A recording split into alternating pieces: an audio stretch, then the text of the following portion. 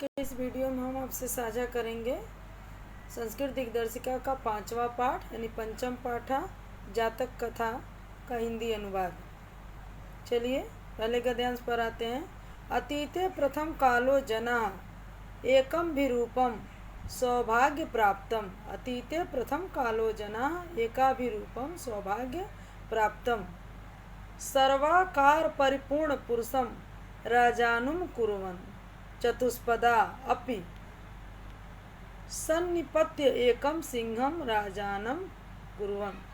ततः शकुनिगणाः हिमोत्प्रदेशे एकस्मिन् पाषाणे सन्निपत्य मनुष्येषु राजा प्रज्ञायते तथा चतुष्पदेषु च अस्माकं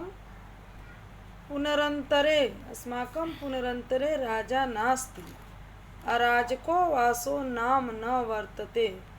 एको राजस्थाने स्थापयितव्यः इति उक्तवन्तः। अथ ते परस्परमवलोकयन्तः एकौलूकं दृष्ट्वा अयो न रोचते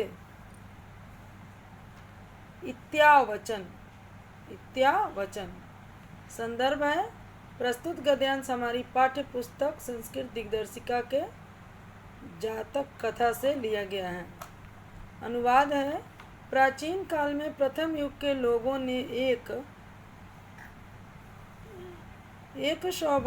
विद्वान एवं सौभाग्यशाली एवं सर्वसंपन्न गुण पुरुष को राजा बनाया। चौपायों पशुओं ने भी इकट्ठे होकर एक शेर को जंगल का राजा बनाया, मतलब शेर को राजा बनाया जंगल का।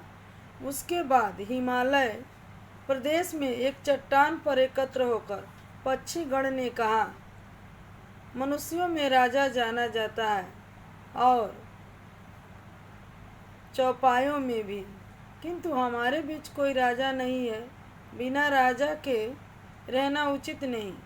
हमें भी एक को राजा के पद पर बिठाना चाहिए। तत्पश्चात उन सब ने एक दूसरे पर दृष्टि डालते हुए कुल्लू को देखकर कहा, हमें यह पसंद है। तत्पश्चात उन सब ने दृष्टि डाली और कुल्लू को देखकर कहा कि हमें पसंद है। चलिए दूसरे गद्यांश पर आते हैं। अथायकः शकुनि सर्वेषां मध्यादाशय ग्रहणार्थ त्रिकृत्वा अस्रावयत्। ततः एकः काकः उत्थाय तिष्ठ तावत् अस्य एतस्मिन् राज्याभिषेक काले एवं रूपं मुखं कुच्छस्य च कीदृशं भविष्यति। अनेन हि क्रुद्धेन अवलोकिताः वयं तप्राकटाहे प्रक्षिप्तास्तिला इव तत्रैव धड़च्छामः। ईदृशो राजा मह्यं न रोचते इत्यासः एव मुक्त्वा मह्यं न रोचते मह्यं न रोचते इति विरुवन् आकाशे उदपतत्। उलूको अपि उत्थाय येन मन्वधावत्। तत् आरम्भ्य तौ अन्योन्यवैरिणो जाति। शकुनयः अपि सुवर्णहंसं राजानां कृत्वा अगुमन्। संदर्भ जो है संस्कृत दिग्दर्शिका के जातक कथा पाठ से अवतरित है। अनुवाद है। तत्पश्चात सबका विचार जानने के लिए एक पक्षी ने 3 बार घोषणा की। तब एक कौवा उठकर बोला, थोड़ा ठहरो, जब राज्याभिषेक के समय इसका ऐसा मुख है तो क्रोधित होने पर भला कैसा होगा। इसके क्रोधित होकर देखने पर तो हम सब गर्म कड़ाही में डाले गए तिलों से जहाँ के तहाँ जल जाएंगे। गर्म कढ़ाई में डाले गए तेलों से जहाँ के तहाँ जल जाएंगे। मुझे ऐसा राजा पसंद नहीं। ऐसा कहकर वह मुझे पसंद नहीं, मुझे पसंद नहीं चिल्लाता हुआ आकाश में उड़ गया। उल्लू ने भी उसका पीछा किया। तभी से वे दोनों परस्पर शत्रु बन गए।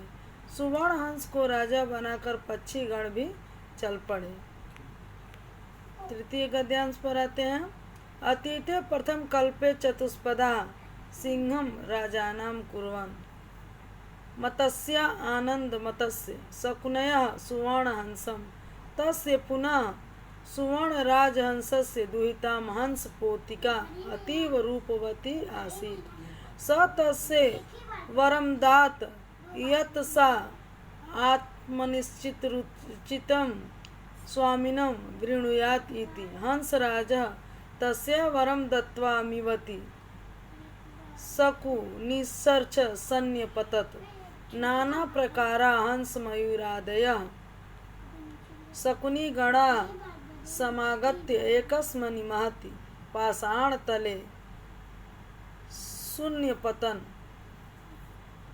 हंसराजः आत्मनः चित्तरुचितं स्वामिकम् आगत्य वृणुयात् इति दुहितरमादिदेश सा शकुनिश्च अवलोकयन्ति मणिवर्णग्रीवं चित्रप्रेक्षणं मयूरं दृष्ट्वा अयं मे स्वामिको भवतु इत्यभासत।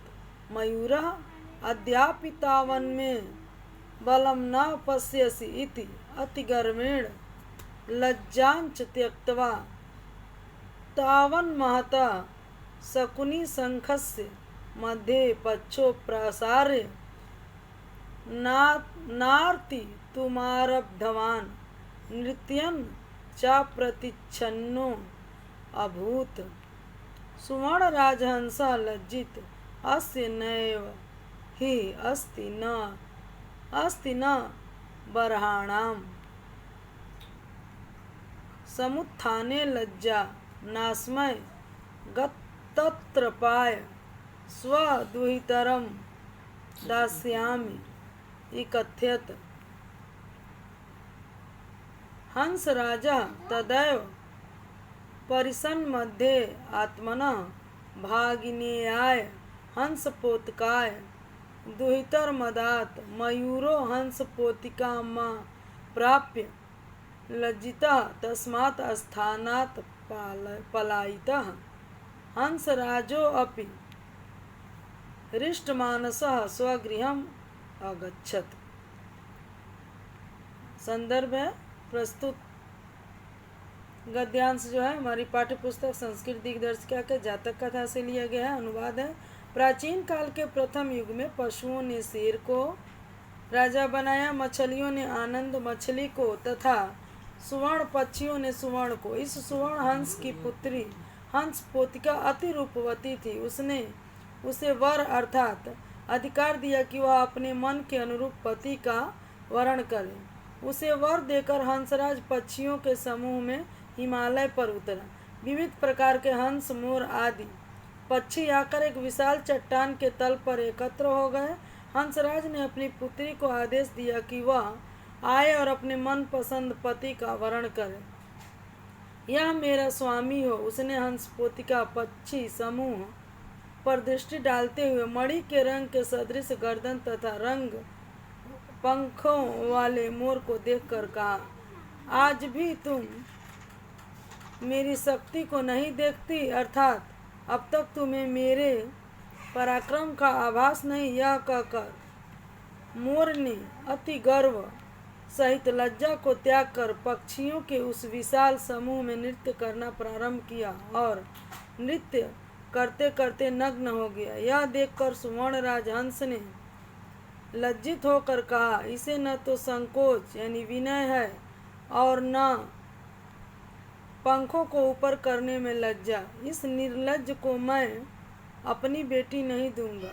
उसी सभा के मध्य हंसराज ने अपनी पुत्री अपने भांजे हंसपोत को दे दी। हंस पुत्री को न पाने पर मोर लज्जित होकर उस स्थान से भाग गया। हंसराज भी प्रसन्न मन से अपने घर चला गया। बच्चों, ये रहा जातक कथा का हिंदी अनुवाद। धन्यवाद बच्चों।